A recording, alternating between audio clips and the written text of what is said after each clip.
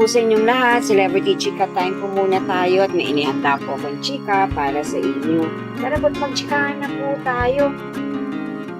Asia's multimedia star na si Alden Richards. Ito po ang kanyang latest updates ngayong araw ng Huwebes. Interview sa GMA 24 Oras.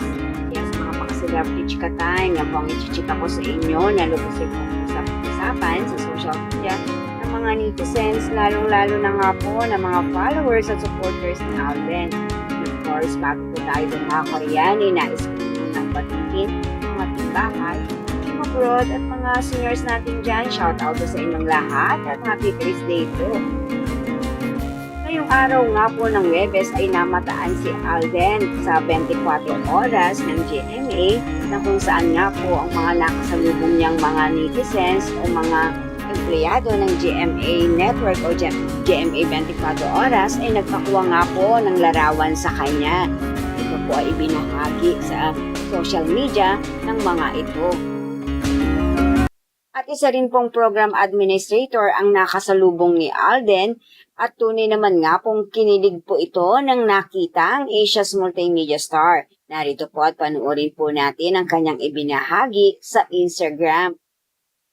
Nakasalubong po ako naglalakad. Oh my God!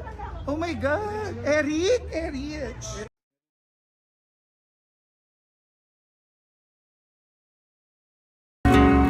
Po, nasalubong nga po si Alden ng mga empleyado ng GMA Network dahil papunta po ito kay Mr. Nelson Canlas para sa kanyang one-on-one interview sa 24 Oras. Binahagi po ni Alden ang kanyang upcoming concert world tour at syempre ang kanyang upcoming movie na Hello Love Again na isushooting at gagawin po sa Canada. Mr. Nelson Canlas na as always po laging nariyan para i-update ang mga kaganapan ng Asia's multimedia star. Yan po ang aking chika updates for today. Salamat po sa inyong panunood. Huwag po kalimutang mag-subscribe.